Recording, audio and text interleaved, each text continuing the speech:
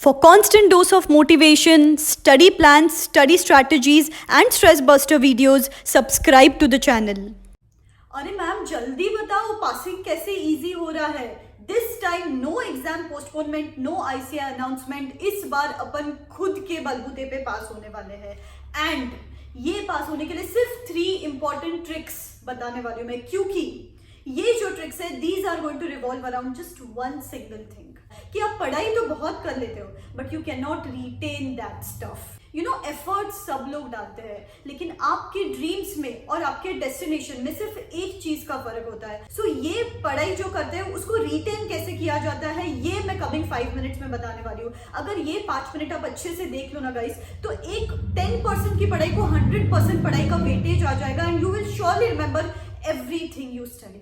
Before that guys, मैं आपके कुछ seconds लूंगी just to inform you that Unacademy is starting its fast track batches for CA Intermediate Group 1 and Group 2 from today itself, that is 25th of August. So जैसे कि 2 दिन पहले उनका webinar हुआ था, उसको बहुत सारे स्टूडेंट्स ने अटेंड किया.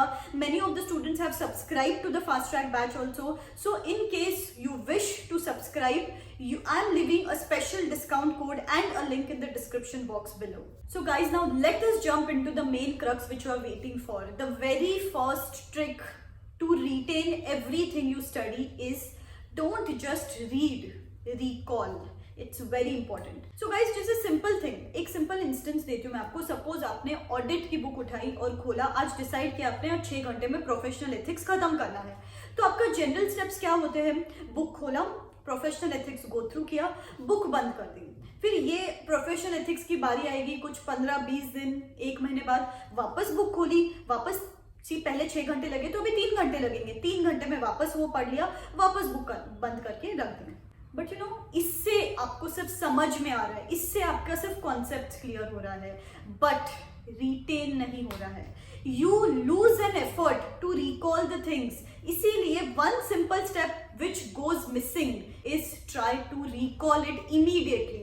जैसे फर्स्ट स्टेप तो बराबर कर रहे हो, understand the concept. Second step is try to solve the questions. Question पढ़ के बुक बंद करके try to speak it aloud. To sum it up, सबसे पहले कॉन्सेप्ट समझ लो, उसके बाद क्वेश्चन देखो, बुक बंद करो and you try to speak out कि उसमें क्या आंसर होना चाहिए. तो अभी इसमें आपको समझ जाएगा कि कितनी चीजें आपको रिटेन हो रही है तो वेल एंड गुड, नहीं हो रही है तो go back, read it again and try to speak it again. जितना ये प्रोसेस फॉलो करोगे उतना दिमाग में इम्बाइब होता जाएगा.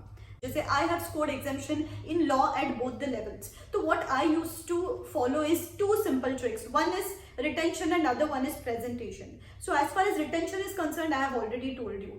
As far as presentation is concerned, you have to recall keywords, technical words. क्योंकि पूरा की पूरा याद नहीं रहे तो एक बार का चलेगा, but keywords, technical words, you have to recall them time and again. तो ये बात तो हो गई थियोरी सब्जेक्ट्स की. The next important part is practical subjects को कैसे रिटेन किया जाए. सी अभी इसमें इंस्टेंस लेते हैं. फॉर एग्जाम्पल आप फॉरेक्स है, एसएफएम में फॉरेक्स उठा लिया, गो थ्रू किया, एक क्वेश्चन किया, गो थ्रू किया, एक रीडिंग में, सेकेंड रीडिंग में, थर्ड रीडिंग में, हमेशा सिर्फ ऑडिट किया उसको, as if you are auditing the subject. सिर्फ रीड किया और एग्जाम में अपीयर किया इस मेथड से. तो क्या होगा पता है गाइस, आपको हर स्टेप पे अटकोगे आप, सिंपलेस्ट ऑफ द स्टेप्स पे भी अटकोगे और वो एक स्टेप की वजह से पूरा आगे का सोल्यूशन नहीं आएगा आपको, और फिर you will mess the paper. Entire paper will be put on a toss just because आपने पहले कभी भी पेन एंड पेपर लेके सॉल्व नहीं किया. As you have rightly heard, it is very very very essential कि जब तक आपको कॉन्सेप्चुअल क्लैरिटी है वहां तक ठीक है, उसके बाद you have to take a pen and paper and solve it. कुछ सिलेक्टेड क्वेश्चंस ही सॉल्व करो. I am not asking you to solve the entire stuff, but it is mandatory कि हर कॉन्सेप्ट का एक क्वेश्चन तो सॉल्व होना ही चाहिए. सो ये तो हो गई first trick, that is recalling. The second step is test yourself. अभी रिकॉल तो कर लिया, पर ये जो इन्फॉर्मेशन रिकॉल की है उसको रीऑथेंटिकेट करना भी जरूरी है guys. Throw yourself some random surprise test. जैसे कि सपोज आज आप ऑडिट पढ़ रहे हो, ऑडिट का प्रोफेशनल एथिक्स आज कर रहे हो एंड फ्राइडे को सपोज एसएफएम का डेरिवेटिव्स करने वाले हो. तो प्रोफेशनल एथिक्स जो आज कर रहे हो उसमें से कोई भी 3-4 क्लॉजेस या 3-4 क्वेश्चंस जो आपको डिफिकल्ट जाते हैं वो डेरिवेटिव्स के चैप्टर पे लिख दो and before you start off with SFM, suddenly जब ऑडिट पॉपअप होगा, जब आपके दिमाग में भी नहीं है ऑडिट, सडनली ऑडिट के क्वेश्चंस पॉपअप होंगे, तब आपको वो क्वेश्चंस आंसर करने हैं. And suppose if you are able to answer those questions at that point in time, तो जो कॉन्फिडेंस आएगा ना guys, like never before. And इसमें क्या हो जाएगा, पहले रिकॉल किया, अगेन यहाँ पे रिकॉल किया, तो जैसे कील ठोकते तो एक बार ठोका, दो बार ठोका, and finally it is like fix, दिमाग में फिक्स हो जाएगा, इम्बाइब हो जाएगा. This is one such method of recalling. अभी नेक्स्ट थिंग कर सकते हो, जैसे कि यूटिलाइज योर अनप्रोडक्टिव टाइम. जैसे नहा रहे हो, ब्रश कर रहे हो, नाश्ता कर रहे हो, कुछ भी कर रहे हो, XYZ चीज अनप्रोडक्टिव कर रहे हो, इस टाइम पे ना अपना ब्रेन थोड़ा सा सबकॉन्शियस माइंड एक्टिव होता है. तो इस टाइम पे you can do some smaller things like section numbers, फिर केस लॉज, फिर accounting standards, auditing standards, quick recalling these things जो थोड़े से शॉर्ट टर्म मेमोरी में रिटेन होते हैं. ये आप टाइम एंड अगेन ये अनप्रोडक्टिव टाइम पे करते रहोगे, तो ये चीजें फिर दिमाग में फिट हो जाती है. ये तो हो गई रैंडम टेस्ट की बात. नेक्स्ट होता है solving RTPs mock test paper. अपन हमेशा इसके बारे में बात तो करते हैं, बट इसका एक्चुअल इंपॉर्टेंस क्या है फ्रॉम रिटेंशन पर्सपेक्टिव. सो जैसे कि सपोज आपने कुछ फर्स्ट रीडिंग की है और उसके बाद आपकी एग्जाम्स को कुछ 2-3 महीने हैं, इन दोनों के बीच में ना बहुत लंबा गैप हो जाता है. तो इसके बीच में RTP पेपर सॉल्विंग ये क्यों करना जरूरी है. जब भी कोई RTP या पेपर आप सॉल्व करते हो, उसको पेन एंड पेपर पे लेकर प्रॉपर एक एग्जामिनेशन एटमॉस्फेयर में घर पे बैठ के सॉल्व करते हो, तब you go through that thing again.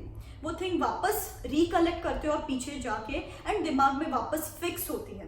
तो इसके डुअल फायदे हैं गाइस. एग्जाम में जाके ना काफी बार अपन ब्लैंक हो जाते हैं अगर बहुत गैप हो गया तो वो भी कॉन्फिडेंस आ जाता है, एक डिफरेंट सेंस ऑफ कॉन्फिडेंस आता है अपने में.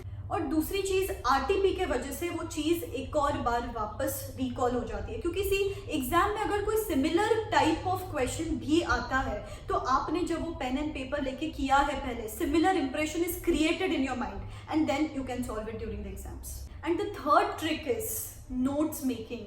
Now you guys might say कि मैम हमको पता है नोट्स बनाना है, but you know notes making, how is it important from recalling perspective. See अभी ना every student has his or her different way, different techniques of preparing notes. लेकिन जैसे भी आप नोट्स बनाओ, मे बी आप पोस्ट-इट्स लगा के नोट्स बनाओ, मे बी आप टिक मार्क करके, हाईलाइट करके, चार्ट्स बना के, ऐसे नोट्स बनाने आपको कि एग्जाम के 1.5 डे में सब कुछ रिकॉल करना है जो आपने पूरे 4-5 या पूरा साल लगा दिया जो पढ़ने को.